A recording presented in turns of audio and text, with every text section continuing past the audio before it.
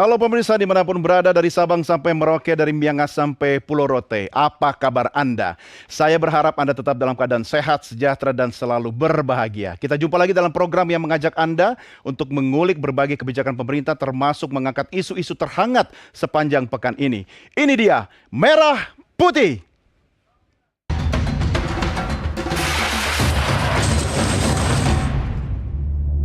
Modus para preman ini melakukan penguasaan lahan. Setidaknya kami telah mengamankan ada 17 orang.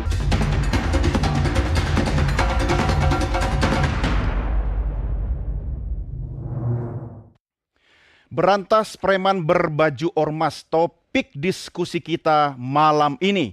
Anda mungkin mengikuti beragam pemberitaan melalui media bahwa aparat kepolisian kita saat ini sedang gencar-gencarnya mengejar, memberantas oknum orang-orang yang berbaju ormas tetapi merugikan masyarakat kita.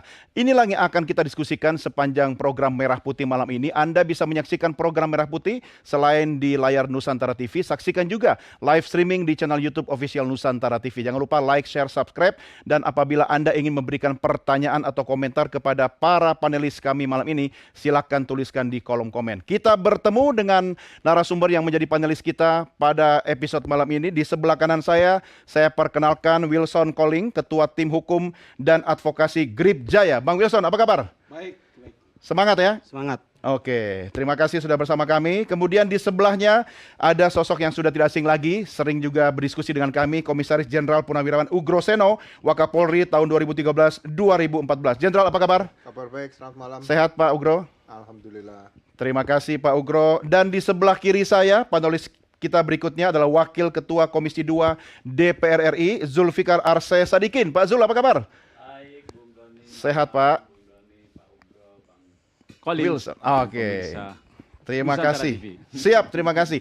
Dan di sambungan Zoom kami juga sudah terhubung dengan staf khusus Menteri Hak Asasi Manusia Thomas Suwarta. Pak Thomas, apa kabar?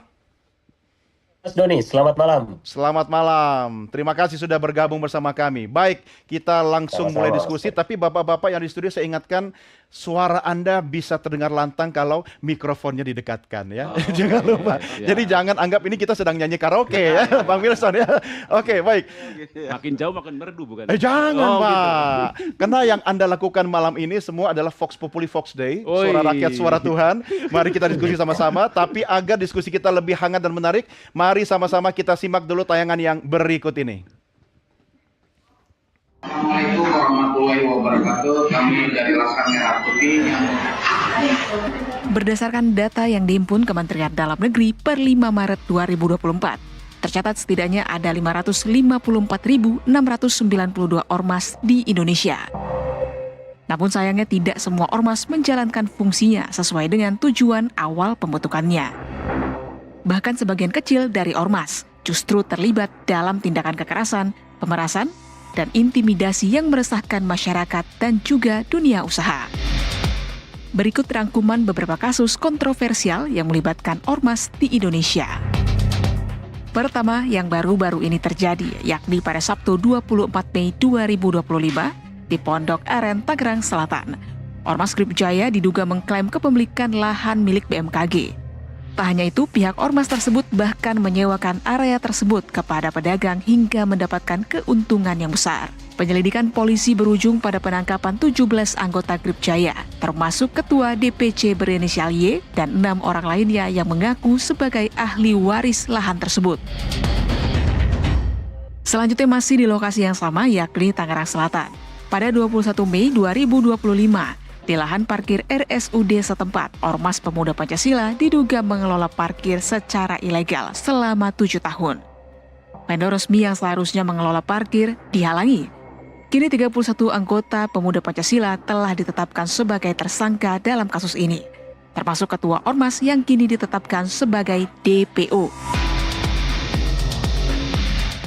Kasus ketiga dari Purbalingga, Jawa Tengah, 27 April 2025. 3 anggota Ormas tertangkap kamera memeras toko minuman keras. Aksi mereka viral di media sosial dan berujung pada penangkapan. Para pelaku kini menghadapi ancaman hukuman hingga 9 tahun penjara. Sementara itu, toko minuman keras tersebut juga ditindak karena beroperasi tanpa izin. Masih terkait aksi pemerasan. Kasus keempat terjadi di Permata Pamulang, Tangerang Selatan 14 Februari 2025. Dua orang yang mengaku merupakan anggota Ormas memeras seorang guru marching band dan anak TK sambil mengancam dengan senjata tajam. Saat ini keduanya didakwa atas tindak pengancaman dan perusakan.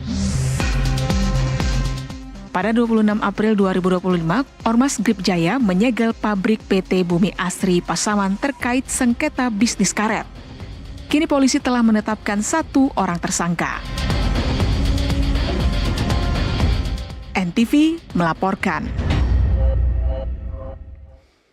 Mari kita diskusi, saya ke Bang Wilson dulu. Organisasi Anda ini paling terkenal seluruh Indonesia sekarang, Grip Jaya. Coba klarifikasi dulu, kemarin menguasai lahan BMKG itu. Bagaimana tuh Bang? Oke, saya klarifikasi ya. Persoalan ini kan sebenarnya dari 2004. 2004 yang diberikan kepada kuasa hukum. Tapi rangkaiannya panjang. Ada kuasa yang lain. Ada kuasa atas kuasa? Ya, ada kuasa yang lain karena mereka tidak sanggup, mereka minta tolong ke kita. Lalu kita gabung, padukan kekuatan itu. Wih, bahasanya kekuatan Ya, ngeri ya, ini. karena banyak mengalami intimidasi oleh klien yang kita tangani saat ini. Intimidasi Dari oknum lah, tapi kita nggak usah sebut di sini ya, karena kita mulai cool down untuk berbicara hal-hal ini. Di luar sudah terlalu Jadi gaduh kan. dasarnya Anda menguasai lahan itu adalah? Oke, kalau saya diberikan kesempatan saya mau ceritakan ini. Ya. Lahan ini sebenarnya asal mulanya adalah pengadaan tanah, panitia pengadaan tanah pada tahun 64. Pada tahun 64 panitia pengadaan tanah, menurut mereka objek tanah tersebut sudah dibeli.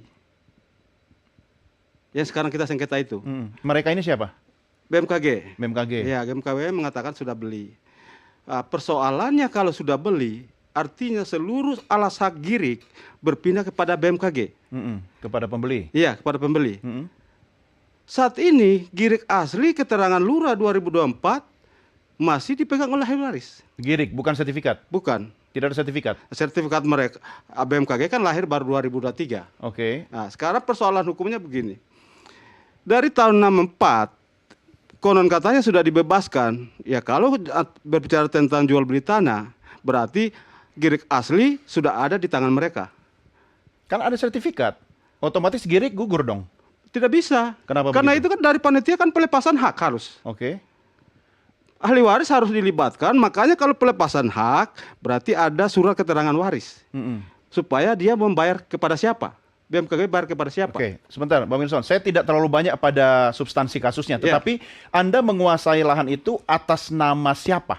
Atas nama ahli waris. Ahli waris Ribut dan Ibu Komaria. yang punya Girik. Punya Girik asli.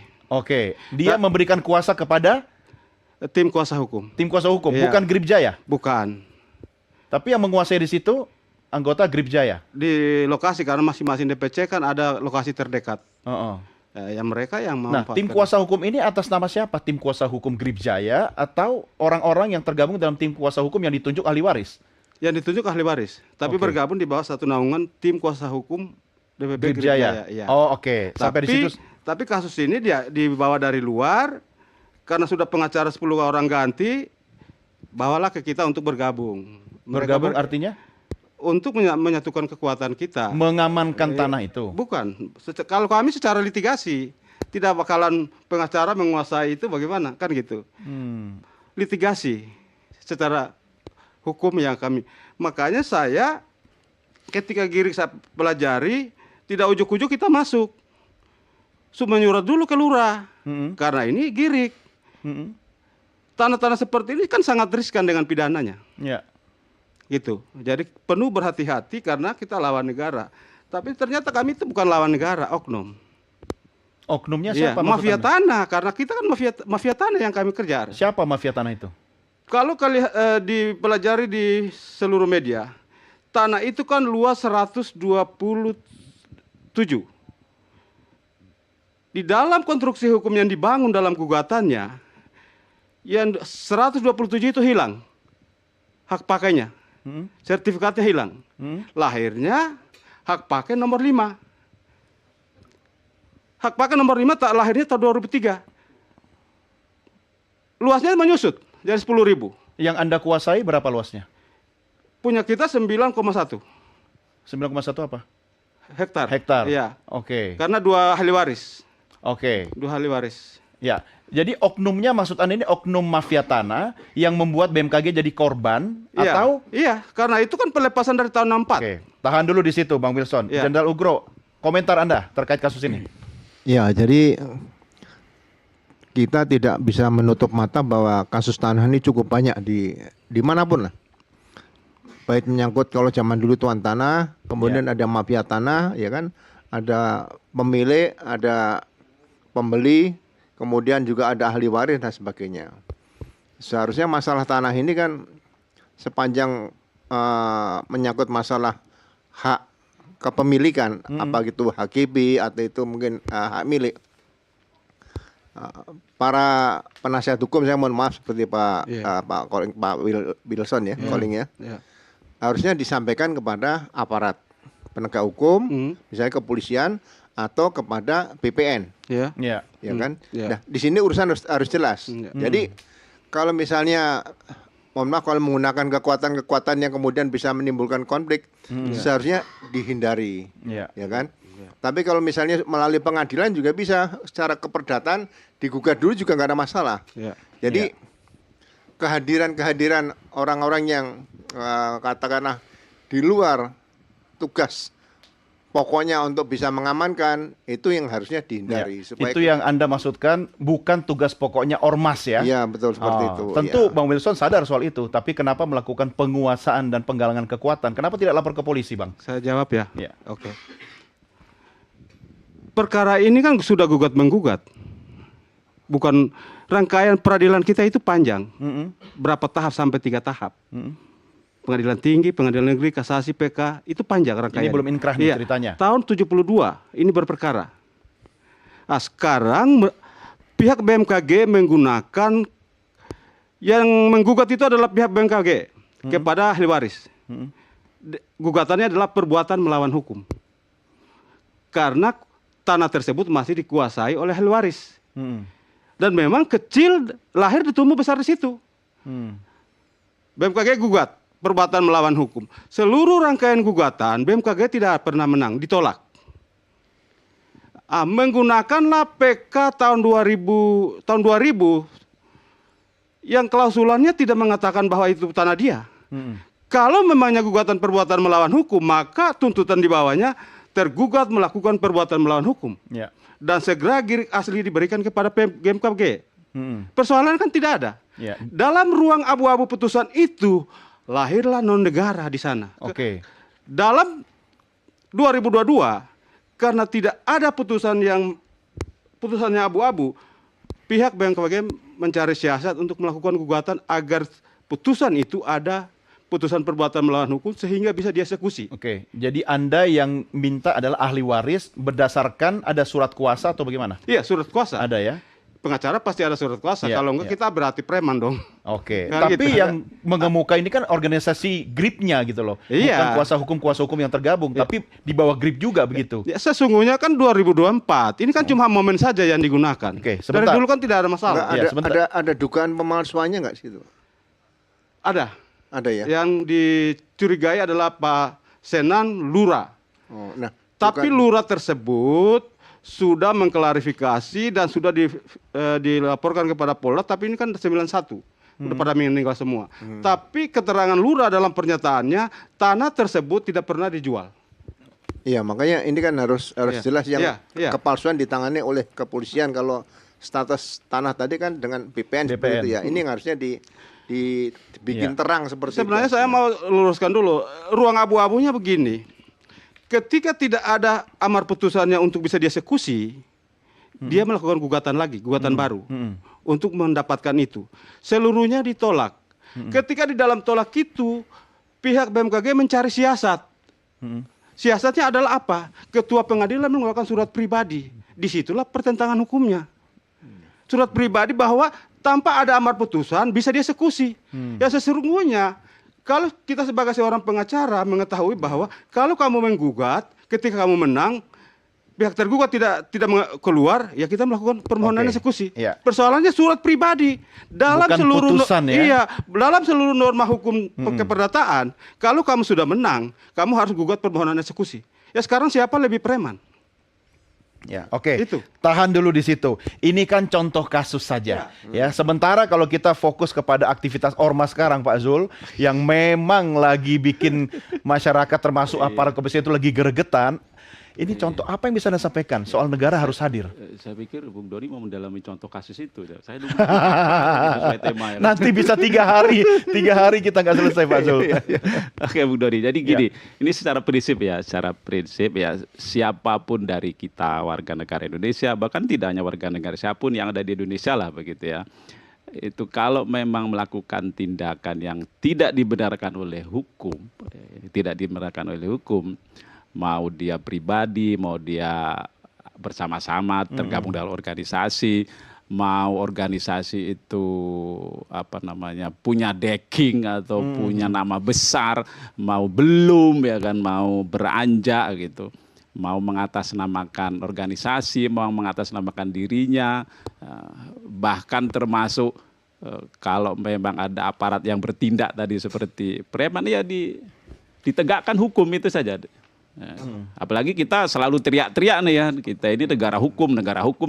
Salah satunya itu kan siapapun yang bertindak melawan hukum ya tindak. Negara hukum, tapi hukum rimba katanya. Mungkin itu persepsi yang memang sudah menjadi fakta gitu. Tapi yang jelas apapun dan siapapun itu ya kan, kita harus berani mengatakan seperti Pak Ugroseno dulu itu yang saya lihat waktu saya muda, beliau kan saya lihat waktu jadi Kapolri, waktu di Kapolda begitu tuh, siapapun ya. Kita butuh Pak Ugroseno selanjutnya gitu. Maksudnya Anda di Polri sekarang nggak ada yang seperti beliau? Ada banyak, tapi lebih banyak lagi lebih Kenapa baik. tidak berani kalau banyak? Loh, kalau sudah tidak berani berarti soal mental ya kan. Sekarang aparat itu kan perangkatnya ada ya kan. Diberi Kewenangannya kekuasaan, ada, diberi peralatannya kewenangan. ada ya kan. Dia melakukan tindakan itu dibenarkan juga karena dia aparat. Ini kan soal apa ya? Kalau soal nyali. Jangan-jangan dapat manfaat, bukan soal nyali. Oh, kalau Jangan itu, sebentar, Bang Wilson, kalau itu tanya Pak Ugroseno kalau ada begitu. nyetor, bayar aparat nggak? Sampai dengan saat ini saya nggak pernah bayar. Tidak ke aparatnya langsung, tapi lewat suruhannya begitu. Enggak, Yakin ya? yakin. Oke. Tapi Anda dibayar oleh siapa? Ini prodeo murni. Prodeo. Kok Prodeo? Iya. Pro bono. Pro bono. Tidak dibayar, Tidak dibayar. tapi menguasai dan membuat aset lahan itu punya nilai ekonomis. Menguasai itu begini. Jadi jangan hanya sepihak. Menguasai itu ahli waris kan belum mendapatkan haknya. Ahli waris yang menyuruh orang yang di DPC yang di sana untuk menjaga. Karena apa? Belum ada putusannya. Oke. Kalau sebentar. negara mau bayar aja. Kan itu. Oh, tapi kan belum ada putusan. Belum. Belum Tapi- inkrah. Oke, tapi sebentar. kan udah dibangun. Oke, Itu. ini menarik. Saya ke Pak Thomas dulu ya, karena ini persoalannya. menyangkut hak asasi manusia dan Pak Thomas kan ada satgasnya di mana kementerian Anda juga tergabung di dalamnya. Sekarang kalau kita bicara hak asasi manusia, Pak Thomas, semua pihak yang berperkara dalam contoh kasus ini lahan yang sedang berperkara dengan BMKG itu adalah hak asasi manusia juga. Pak Thomas, catatan Anda seperti apa termasuk soal kasus-kasus yang kita hadapi belakangan ini? Ya, baik. Terima kasih Mas Doni dan Bapak-Bapak narasumber yang ada di studio pada malam hari ini. Saya tidak ingin membahas secara detail ya mengenai kasus yang tadi mungkin secara spesifik dibahas begitu Mas Doni. Iya. Tapi saya kembalikan kepada tema kita pada malam hari ini. Berantas preman berbaju omas dan mungkin beberapa waktu belakangan ini memang menjadi keresahan kita semua. Keresahan publik terutama. Bahkan sebenarnya tafsiran untuk apa yang mesti harus kita lakukan, apa yang mesti harus negara lakukan sudah jelas. Dari perintah Bapak Presiden sendiri beberapa waktu lalu, tindak tegas kalau memang ada dalam tanda kutip perilaku ormas yang dianggap melanggar hukum. Saya pikir tidak ada terjemahan lain dari ketegasan Bapak Presiden mengenai hal ini. Itu satu soal. Lalu yang kedua, kalau tadi ditanyakan, apa yang terjadi belakangan ini sebenarnya menjadi efek dari apa yang selama ini mungkin dianggap pembiaran. itu juga mungkin yang membuat masyarakat atau publik greget gitu Iya. dalam arti tertentu. Kok seperti ada yang menganggap mereka atau oknum-oknum tertentu, saya tidak spesifik berbicara mengenai satu atau dua ormas, yang dianggap kebal hukum misalnya. Nah itu kan jadi catatan juga bagi publik atau bagi masyarakat saat ini.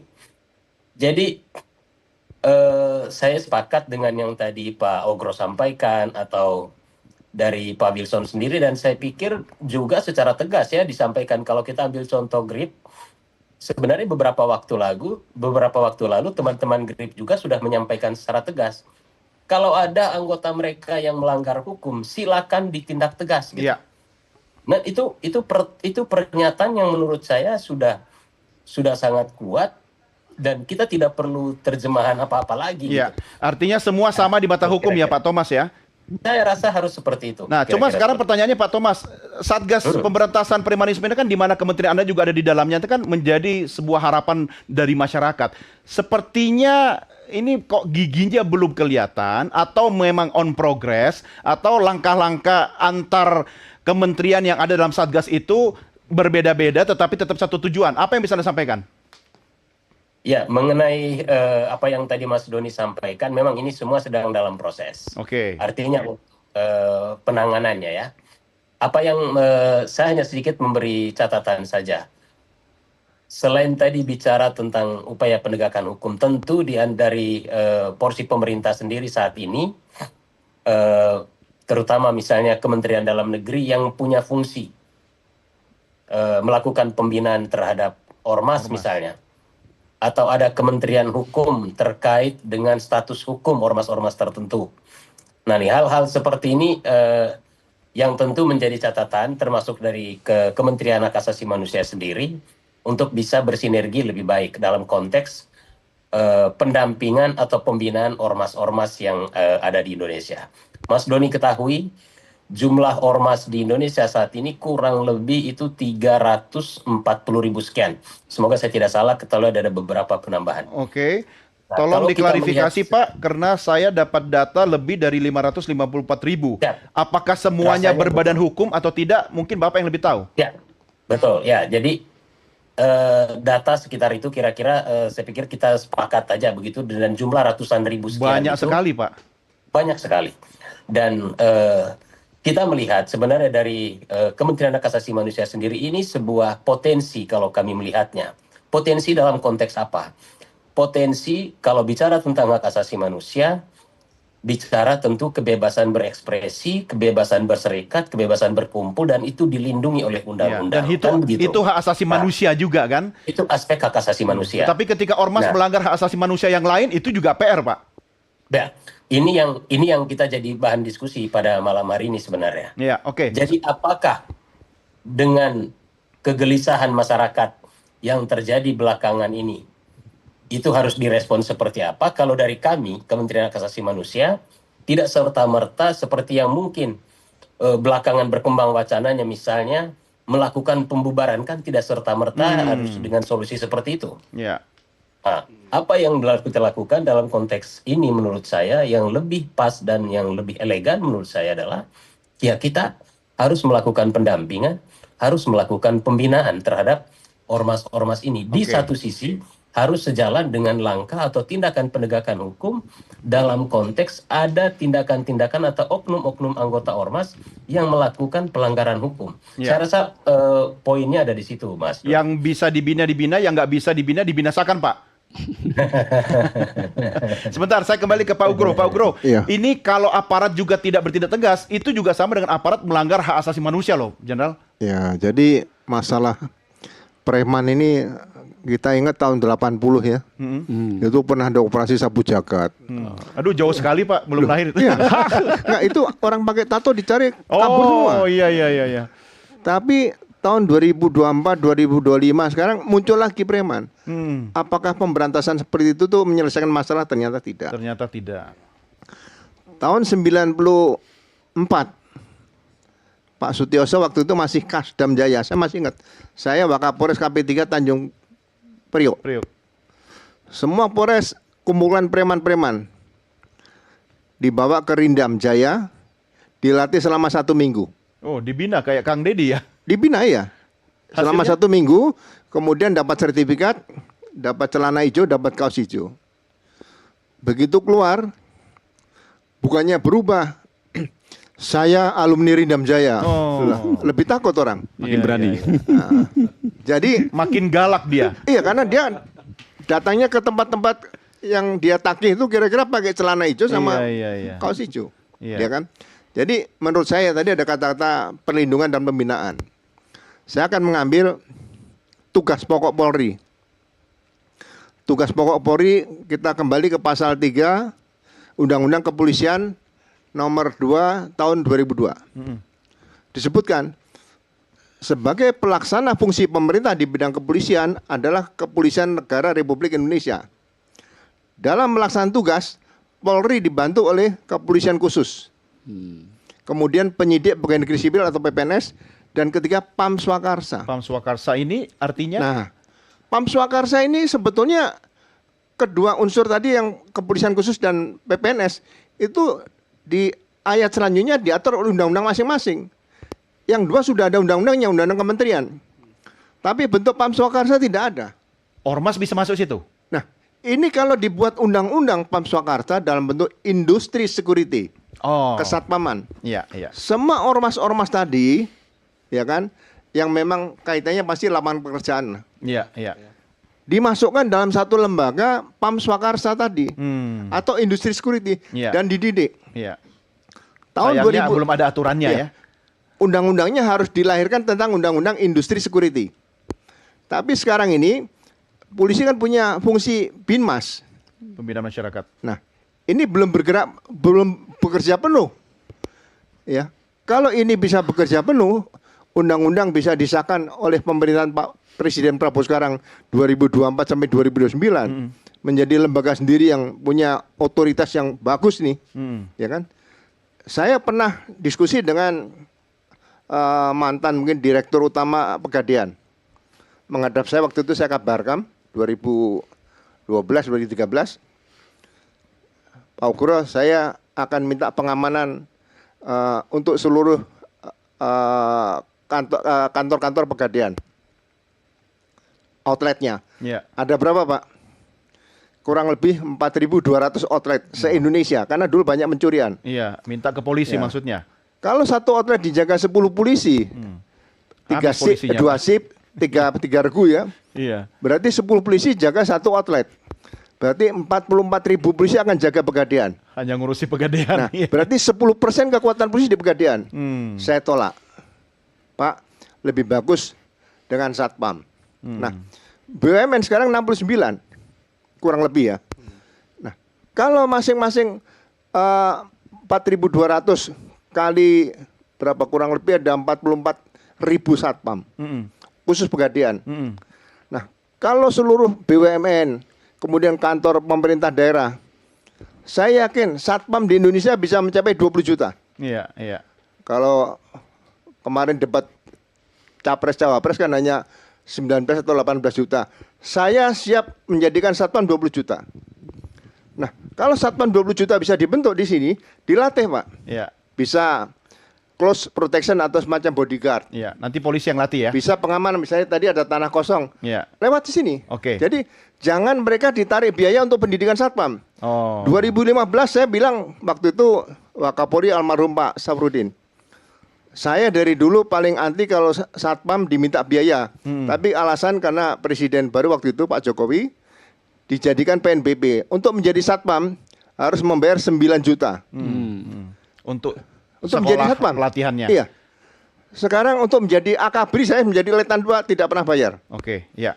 Nah, di sini perbandingan seperti ini kalau Ya. ini bisa Oke. dibangun, Ya. saya rasa yang preman lah katakan gitu yang tidak ada lapangan kerjaan, kita taruh di sini. Iya, oke, baik. Menarik ini idenya, Pak Ugro. Tapi kita harus rehat sejenak, ya. Bang Wilson, tahan dulu, Pak Zul. Saya tahu Anda ingin memberikan respon. Kita akan lanjutkan diskusi kita di segmen berikutnya. Pemirsa, jangan kemana-mana, Merah Putih segera kembali sesaat lagi.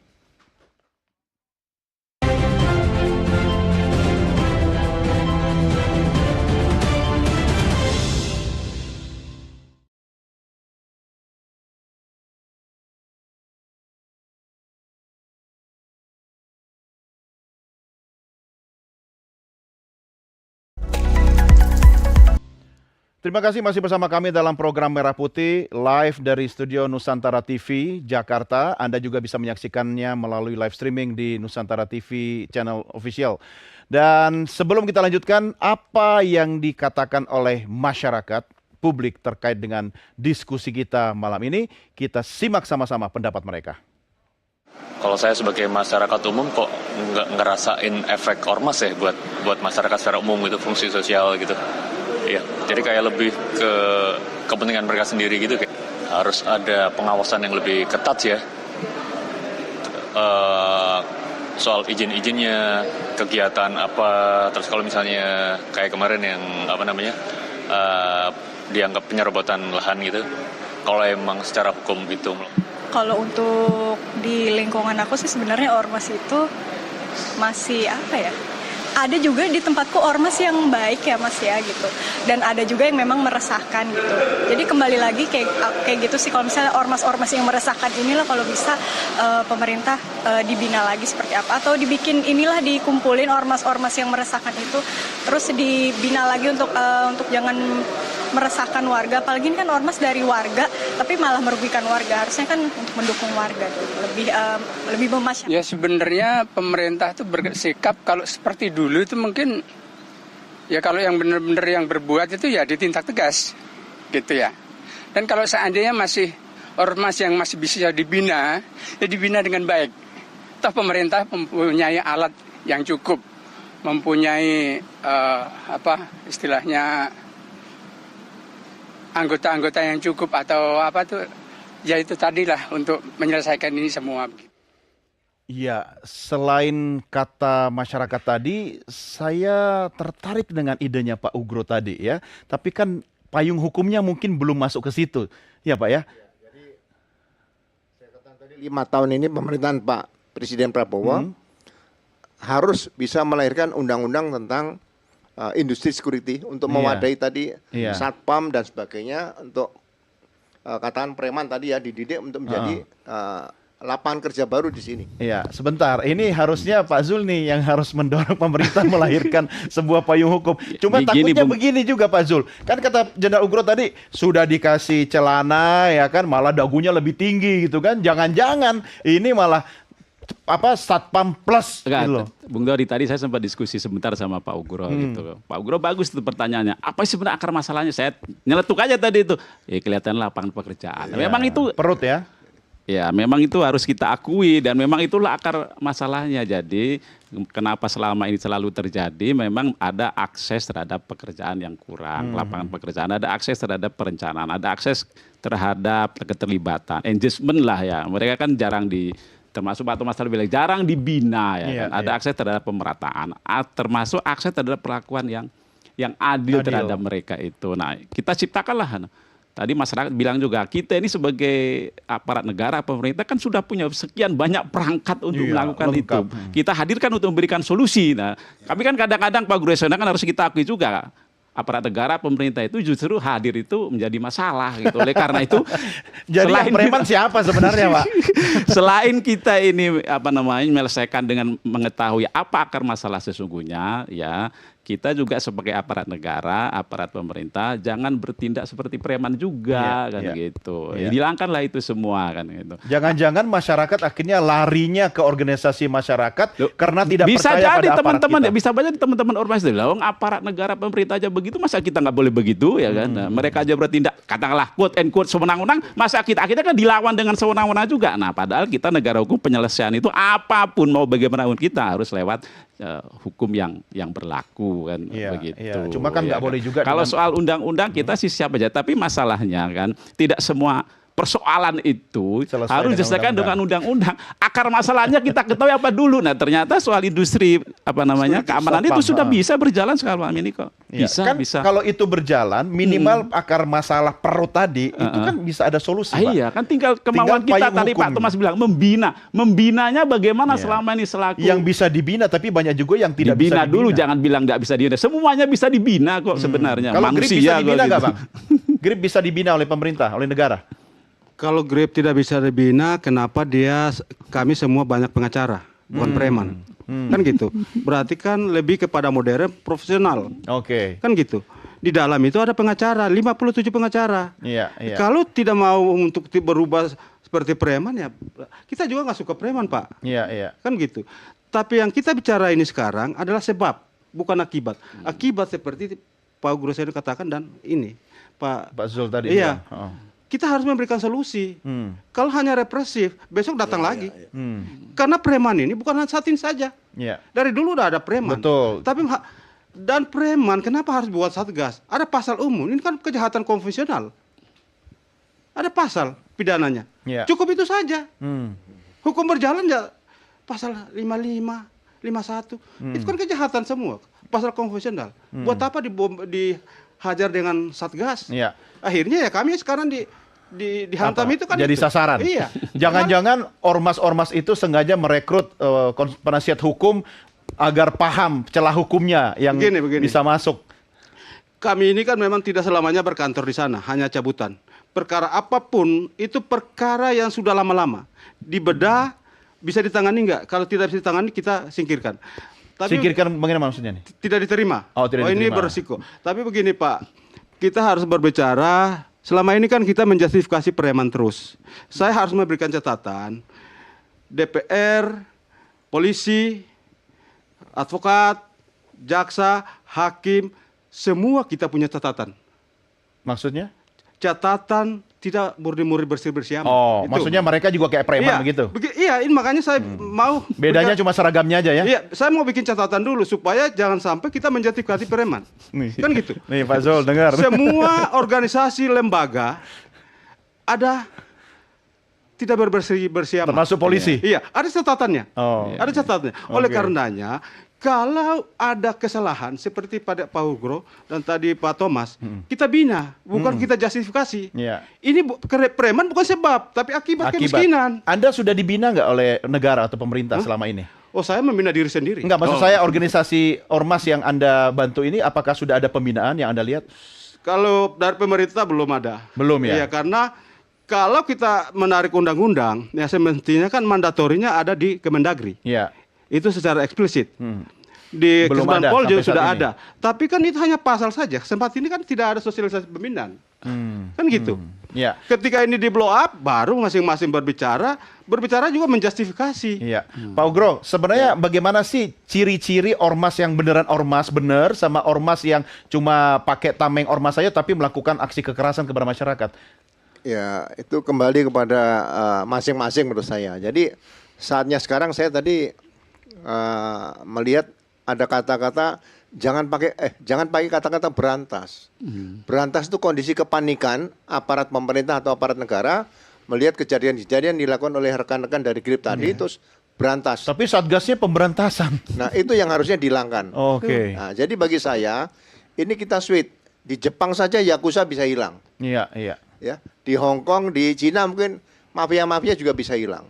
Nah, kalau saya katakan tadi, ini ada undang-undang tentang industri security ini, kalau disetujui dari DPR tadi.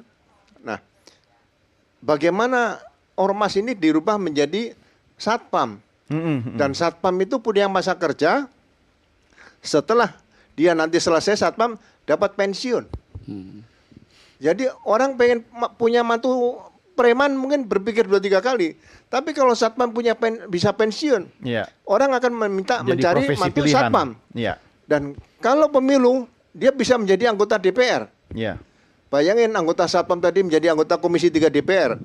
Dia begitu duduk dengan seragam satpam, bisa memanggil Kapolri, saudara Kapolri. Nah, ini kan mengangkat derajat manusia, ada lapangan kerja, kehormatan dan sebagainya. Makanya Pak Jul saya katakan tadi perlu dibentuk undang-undang tentang industri security. Karena ini undang-undang kepolisian nomor 2 tahun 2002 itu sudah menyebutkan yang membantu polisi, Pak. Itu satu Pam Swakarsa. Ini sampai sekarang nggak ada. Jadi yang diurusi hanya pendidikan, gak ada Pratama, gak ada Madya, gak ada Utama, dan itu biayanya tinggi. Nah, cuma Pak Ugro, tadi saya pinjam statementnya Bang Wilson, itu kan kita juga harus ada otokritik ya buat aparat kita. Kalau negara-negara yang Jenderal sebutkan tadi kayak Jepang, Tiongkok dan sebagainya, itu kan aparatnya sudah bersih semua. Kalau di sini apa bisa kita menegakkan aturan kalau aparat kita sendiri belum bersih-bersih amat, kata dia ya. Ya, kalau kesejahteraan tadi ini contoh aja, misalnya gini Pak. begitu masuk aparat ya, entah TNI atau Polri atau aparat sipil negara, paling rendah Anda gaji 20 juta, tapi ya nggak usah macam-macam, begitu macam pecat, mau nggak? Pasti mau. Kalau gaji, mohon maaf, kayak di Hong Kong saya dulu. tahun 79, Letnan 2 gaji 38.300. Tahun Kalau saya 79. perbandingan sekarang, itu 5% harga sepeda motor, 1.250.000. Berarti kalau sekarang gajinya 7 juta, lebih bagus dari gaji saya tahun 79, kan di situ. Oke. Ini saya bandingkan ya. Jadi Ya. makanya kalau sekali lagi yang tadi yang preman tadi, kalau tidak memang kalau memang mau dibina, ya satu undang-undang tadi dibentuk, Ya. kemudian dilembagakan. Ini membuka laman kerja baru, mereka bisa bayar pajak dan sebagainya. Iya, Nah, iya. uang tadi masuk ke negara kan Masuk cukup ke negara. bagus di situ. Oke, baik. Menarik sekali. Tapi saya balik ke Pak Thomas dulu. Pak Thomas, sebenarnya kan pemerintah harusnya lebih jemput bola lah ya. Lebih aktif, proaktif kepada ormas-ormas ini. Memang harusnya ini di bawah Kementerian Dalam Negeri. Tetapi ini kan lintas sektoral juga, Pak. Dari Kementerian HAM sendiri, apa yang bisa dilakukan untuk konkret agar semua instansi sama-sama bergerak, tetapi ini tidak perlu menunggu terlalu lama, Pak Thomas, dalam upaya pembinaan? Siap, makasih Mas Doni. Hal yang paling jadi diskusi ya, terutama dari pembicaraan kita pada malam hari ini, saya pikir pertama kita sepakat bahwa masyarakat memiliki harapan dan ekspektasi agar ormas-ormas ini punya dampak positif bagi masyarakat. Itu pertama, masyarakat, bangsa, dan negara tentunya. Ya. Lalu yang kedua, kita sepakat tadi dengan terminologi untuk melakukan pembinaan, pendampingan terhadap ormas-ormas ini. Dan memang bayangan yang kami tangkap, terutama tadi misalnya kalau katakan ide Pak Ogro tadi untuk menjadikan ini sebagai industri security misalnya. Betul. Ormas kita itu luar biasa, Mas Doni. Dari sisi jumlah, saya ambil contoh saja. Kita ambil contoh dari let's say soal GRIP hari ini yang mungkin sedang jadi ramai diperbincangkan. Ya. Mereka punya anggota di seluruh Indonesia itu saya hitung mungkin menyentuh angka 1 juta begitu, misalnya. Wow. Bisa jadi partai politik juga itu, Pak. Lepas daripada potensi, Bang Wilson udah senyum-senyum. penguatan masyarakat dan peran yang saya pikir kita bisa arahkan untuk satu yang positif gitu, Mas Budi. Iya, Seperti apa misalnya? Iya, betul. Negara membutuhkan mereka anytime untuk dalam konteks misalnya komponen cadangan misalnya. Iya, Komcat ya. Jadi kenapa tidak gitu? Jadi hal-hal seperti ini kita harus berpikir untuk membantu justru ormas atau anggota-anggota ormas ini bisa lebih punya dampak, punya kontribusi yang lebih positif pada masyarakat. Nah, kembali ke pertanyaan Mas Doni tadi, lantas apa yang mesti kita lakukan dalam konteks pembinaan? Ya. Kementerian Hak Asasi Manusia dalam beberapa kali kesempatan dan memang ini sedang kami garap dan akan kami kerjakan dalam konteks pendampingan ormas-ormas ini tentu memberikan penguatan materi-materi tentang hak asasi manusia, Mas Doni. Oke. Anda datang ke ormas-ormas ini, Pak? Ya, jadi Oke, edukasi mereka begitu langsung. Ya, jadi kita memberikan edukasi tentang nilai-nilai hak asasi manusia. Nanti malah Jadi makin besar kepala, Pak. Mereka, wah ini juga hak asasi kita. Sebentar, Mas Doni. Jadi yang tadi mungkin orang anggap sebagai watak kriminal, kembali kita coba arahkan kembali ke watak humanis. Oke. Kan seperti itu. Jadi kenapa sih selalu dianggap preman itu seakan-akan kita anggap sesuatu yang, wah udah ini oke.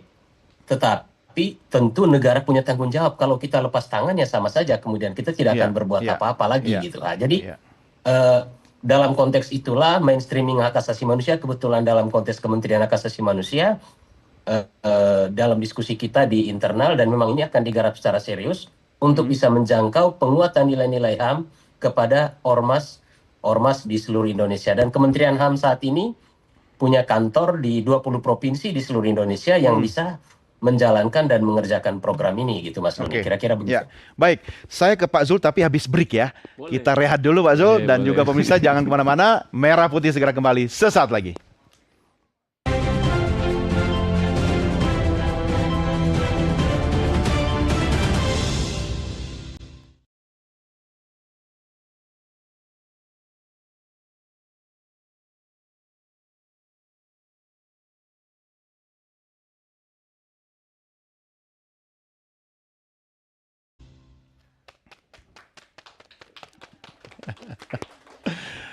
Ya, baik, kita lanjutkan diskusi kita. Pak Zul, ini kalau balik lagi ke akar masalah soal perut gitu kan, dengan regulasi atau payung hukum yang tadi seperti idenya sudah, tapi betul. Undang-undang kepolisian ada Pamsakor. Saya tinggal peraturan pemerintah. Menurut Ya, saya itu PP-nya juga ya. sudah ada peraturan Kapolri tentang itu. Kalau enggak mungkin itu ada industri ya. Tidak harus undang-undang lah ya, peraturan perundang-undangan. Sekarang Pak Thomas bilang ada undang-undang komponen cadangan. Ya, Komcat. Sebenarnya kita ini selaku pembentuk undang sudah banyak mengeluarkan undang-undang ya, bahkan dinilai itu sudah terlalu banyak lah. Tinggal pelaksanaannya bagaimana. Jadi dalam kuncinya di pelaksanaan Loh, sebenarnya. iya dong, dan pengawasan tentu kan. Nah, kita sudah mengeluarkan itu, menghadirkan itu, tinggal dilaksanakan. Ya. Sedangkan pelaksanaannya kan eksekutif ini pemerintah. Bagaimana selama ini menjalankan itu undang-undang yang sudah ada. Ada undang-undang ormas ya. Kalau ormas mau macam-macam, bahkan sudah kita kasih kewenangan ya. Apa namanya itu? Asas Contrarius Actus gitu. Kemendagri sebagai pihak yang mendaftarkan bisa ya, membubarkan. Termasuk apa namanya Kemenkumham juga kalau badan hukum bisa. Coba. Lalu analisa Anda kenapa apa? tidak efektif itu implementasinya? Ya itu nanti kita kalau terlalu masuk atau terlalu jelas tegas kan nggak enak. Ini aja kita yang diskusi itu sebenarnya bukan pengambil kebijakan kunci sebenarnya yang di sini ya kan. Mestinya kan yang hadir, mohon maaf Pak Agreseno, Kapolri atau yang sekarang menjabat lah supaya kita tahu selama dia menjabat apa yang dia lakukan kan. Kalau Pak Agreseno kan sudah ya, mohon maaf Pak Agreseno bukan ini ya. Ya kan. Terus Pak Thomas staf khusus kan gitu. Mestinya menterinya dong kan gitu. Ya, berarti tidak ada sebenarnya keinginan kuat dari pemerintah saat ini untuk seperti yang Anda inginkan keinginan tadi. Kuat dalam tegas. ucapan ya, itu harus tidak lanjuti dengan kebijakan, dengan kegiatan. Dan kegiatan, Pak Thomas tadi bilang kegiatan, jangan kegiatan itu pikirannya proyek. Selama ini kegiatan itu proyek, ngabisin anggaran, yang penting anggaran habis, yang penting terserap-serap lah gitu. Tapi outcome-nya apa kan nggak pernah kita evaluasi juga. Ya. Atau memang sengaja kondisi ini dipelihara untuk kepentingan tadi, pendekatannya proyek aja begitu. Ya mungkin bisa jadi seperti itu ya kan. Makanya saya bilang itu tidak hanya preman yang berbaju ormas berperilaku preman, tapi ada juga kan aparat yang aparat negara, aparat pemerintah. Jadi dalam hal ini siapa yang lebih preman sebenarnya? Ya menurut saya sih apa ya itu kalau tadi Pak siapa namanya Bang Wilson bilang itu karena negara dulu lah, aparat negara dulu lah itu yang harus kita kita memberikan contoh. Termasuk saya mungkin ya sebagai pembentuk undang-undangan begitu ya kan. Misalnya kalau saya ngobrol-ngobrol begini tuh. Ada tukang palak katanya. Selama ini yang jadi tukang palak kan tidak hanya preman ya. Tapi kan? Ya aparat negara, aparat pemerintah juga ada, anggota DPR juga ada yang jadi tukang palak kan gitu. Itunya harus dibersihkan dulu kata. Iya, tapi kan apa kata Pak Zul tadi tidak membuat termasuk pengacara juga ada ya kan. Betul, tapi jangan sampai gara-gara melihat aparat kita yang belum bersih-bersih amat membuat ormas itu kemudian melegitimasi dirinya untuk melakukan yang lebih dari ormas preman begitu loh, Bang. Bukan, kalau saya kan berbicara di tataran yang isu-isu yang beredar. Isu-isu beredar itu adalah bubar-bubar. Ya, makanya saya mempunyai catatan pinggir adalah semua lembaga dan lainnya, semua punya titik lemahnya, korupsi dan lainnya. Kenapa kita tidak berteriak bubar? Mereka ini cuma berapa? 7.500.000 dibanding Pertamina. Kalau kita mau fair, oleh karenanya ini kan anak bangsa juga. Kenapa sih kita menjustifikasi preman-preman? Padahal urusan perut loh. Betul. Makanya jangan kita bertindak kepada sebabnya. Akibatnya apa? Kemiskinan, pendidikan. Itu yang harus dibicarakan. Saya lihat anggota DPR juga petinggi-petinggi yang kita hormati untuk bekerja untuk tentang rakyat tidak berbicara itu. Yang ada diintimidasi. Preman bubar. Itu yang harus dicatat. Makanya saya bilang pengacara, polisi punya catatan hitam itu ada. Anda diperas oleh aparat sering? Bukan, kita pengacara. Tidak, maksud saya dari pengalaman Anda mendampingi pengalaman ormas? saya begini, saya punya catatan. Semua lembaga negara ada oknum yang korupsi. Maka kita bicara oknum. Betul. Kalau kita bicara lembaga berarti kita merusak lembaga kita. Iya. Kan begitu. Di dalam organisasi juga ada oknum. Oleh karenanya jangan menjustifikasi. Betul. Tapi pengalaman Anda di dalam boleh pengacara juga ditangkap, gratifikasi. Kita semua tidak bersih-bersih amat. Iya, tapi kan saya mau tahu juga pengalaman Anda di lapangan. Ini kan kita mau bersih-bersih nih ceritanya, semua harus bersih-bersih. Boleh. Ada nggak selama ini intimidasi atau aparat yang melakukan tindakan memeras ormas sehingga Anda dipakai sebenarnya? Sebenarnya begini, kalau Bapak mau lihat, yang tadi saya bilang, Kalau penegakan hukumnya terletak ada di kriminalisasi, disitulah hadir ruang-ruang non negara. Itu Bapak harus catat itu. Kalau masyarakat merasa adil, ya pakai polisi saja. Oke, karena tidak adil. Karena tidak ada keadilan, ruang-ruang non negara itu hadir. Kenapa tidak adil menurut Anda? Apakah aparat Sekarang tidak bisa begini, bekerja? tadi saya contohkan kepada case saya. Harusnya kan melalui penetapan eksekusi. Kenapa dia minta surat pribadi ketua pengadilan? Itu kan sudah menjolimi ahli waris. Ya. Itu kan tidak keadilan. Ruang-ruang itulah hadir. Ya. Non negara. Tapi kan kita menyalahkan. Karena kita lihat sebabnya. Ya. Akibatnya kita nggak lihat. Sekarang kami disalahkan semua kan. Tapi kami cool down. Ya, serahkan kepada proses hukum kan? Iya. Oke. Kan gitu. Ya. Kami berasumsi bahwa ini adalah keperdataan. Tapi kalau atensi ya selesai kita. Oke. Nah, dalam hal ini Anda akan mengikuti semua proses hukum. Ya. Oke. Ya kan selesai kan, tinggal dibuktikan semua kami di pengadilan. Menempuh jalur hukum. Tapi kami bukan kepada aset negara, tapi oknum. Organisasi ada oknum. Di dalam setiap kementerian lembaga ada oknum. Ya, ya. Ya kan? Oleh karenanya menurut saya jangan kita selalu menjustifikasi. Oke. Ya, Itu loh. baik. Jenderal, Preman-preman ini itu saya nggak menarik terlalu tadi suka. kata Pak Zul, harusnya aparat lebih tegas lagi. Kenapa Kapolri dan jajarannya sekarang sebenarnya gampang kan? Punya kewenangan, punya alat ya kan, punya pasukan. Udah selesai Pak sebenarnya. Ya, akar masalahnya kan belum pernah tersentuh. Ya betul. Jadi bukan menyembuhkan. Betul. Jadi mengurangi rasa sakit, nanti sakit lagi. Korban Ya. doang. Jadi seperti tadi Pak Thomas katakan. Hulunya ya. Iya. Berarti sebenarnya bukan tugas polisi kalau sekarang ini kan? Masuk polisi, Binmas kan ada. Iya. Binmas ada, dia bisa memberikan arahan bagaimana tugas sebenarnya. Saya bayangkan misalnya pengamanan sepak bola. Kasus Kanjuruhan dulu di mana di Malang. Siapa yang seharusnya berada pada ring 1 di dekat lapangan sepak bola? Harusnya satpam. Gitu loh. Berapa satpam butuhkan? Mau 1000? Kalau ada lembaganya sendiri, Mak Zul tadi, ini makanya saya butuh undang-undang seperti di Jepang ada undang-undang tentang private security company. Di samping kepolisian juga ada. Nggak cukup dengan PP aja itu. Nggak bisa, karena ini bukan di bawah Polri. Jangan sampai ini struktur di bawah Polri. Ini harus di luar Polri, tapi membantu Polri. Sama dengan Polsus, Kepolisian Khusus, dan PPNS. Nggak tarik-menarik nanti, kuat-kuatan. Loh, ini lembaga yang besar yang bisa menampung katakanlah dari ormas-ormas tadi yang preman-preman Ya, tadi. atau komponen masyarakat menjadi lah ya. laman kerja baru.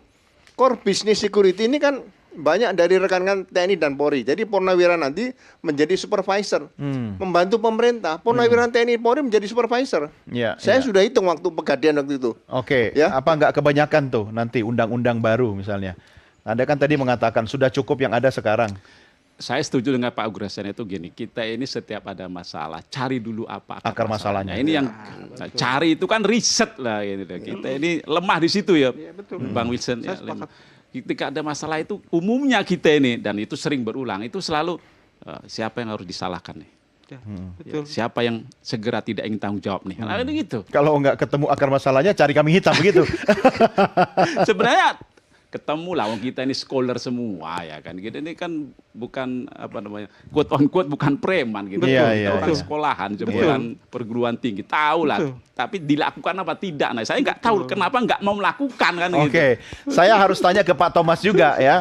Pak Thomas, ini kan perlu langkah konkret yang paling tidak kalau kita bicara bahwa masyarakat lagi menunggu nih. Pemerintah atau negara harus hadir. Ada yang bikin undang-undang ya kan, ada yang ketertiban masyarakat ya kan, ada komponen masyarakat yang bisa dibina. Tapi menurut Anda sekarang kita harus seperti apa nih, Pak Thomas?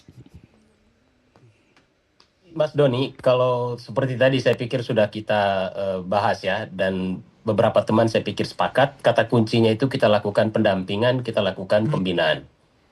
Manfaatkan seluruh potensi yang ada pada negara, terutama dalam konteks ini pemerintah, entah Kementerian Dalam Negeri, termasuk kami juga sendiri dalam konteks Kementerian Hak Asasi Manusia, sesuai dengan porsinya masing-masing. Ya. Jadi kalau tadi mungkin Pak Zulfikar menganggap misalnya ini pendekatannya seakan-akan proyek, saya pikir juga tidak sepenuhnya demikian. Kenapa? Karena yang konteks penguatan hak asasi manusia itu memang sendiri kita sadari betul untuk menjadi salah satu bentuk pendampingan atau bentuk pembinaan terhadap ormas-ormas yang dianggap memang selama ini meresahkan. Jadi itu secara sangat serius kita garap gitu, Mas Doni, itu yang bisa kami sampaikan.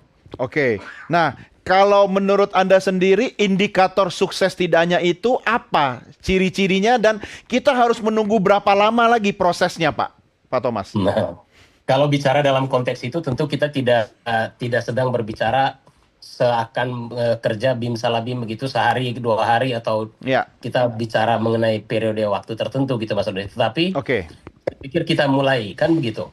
Kita mulai daripada kita berdebat dalam konteks jadi gini, pendekatan penegakan hukumnya simultan berjalan karena itu juga sudah menjadi concern kita bersama. Seperti itu tadi sudah Pak Wilson sampaikan. Oknum yang memang dianggap melakukan pelanggaran hukum ya ditindak secara hukum. Dalam arti yang lain secara simultan juga dilakukan pendampingan atau pembinaan terhadap ormas-ormas ini gitu. Outputnya apa? Bagaimana ormas-ormas ini bisa dirasakan manfaatnya oleh masyarakat. Tadi saya menarik apa yang disampaikan oleh Harapan Masyarakat tadi. Jadi mungkin memang ormas dalam arti tertentu sampai saat ini mereka tidak merasakan ada dampak atau manfaat positifnya. Meskipun ada juga ormas-ormas yang memang memberi dampak positif terhadap masyarakat. Nah inilah yang kita arahkan sebenarnya. Toh mereka, saya sepakat dengan kata Pak Wilson, mereka adalah anak-anak bangsa ini juga. Jadi kita libatkan untuk sesuatu yang positif dalam konteks pembangunan bangsa ini. Saya pikir kira-kira begitu, Mas. Baik, Pak Thomas, terima kasih. Saya harus akhiri diskusi kita malam ini, Bapak-bapak. Cepat kali. Iya, cepat kali. Tapi yang lebih perlu cepat lagi adalah keterlibatan kita semua untuk membuat diskusi kita malam ini bukan sekedar wacana di media, tetapi juga masyarakat merasakan manfaatnya. Pak Zul, terima kasih. Terima kasih, Bung Doni. Ditunggu mengawal pemerintah biar lebih tegas lagi, ya kan? Kawal dan pastikan. Siap, Jenderal Ugro, terima kasih sudah tetap kritis, dan Bang Wilson, terima kasih ya, tetap semangat lakukan pembinaan hal positif ya. Terima kasih semuanya, dan pemirsa terima kasih sudah bersama kami dalam program Merah Putih. Sampai jumpa di edisi yang akan datang. Saya Doni The Geyser berterima kasih. Salam Nusantara, merdeka. Merdeka.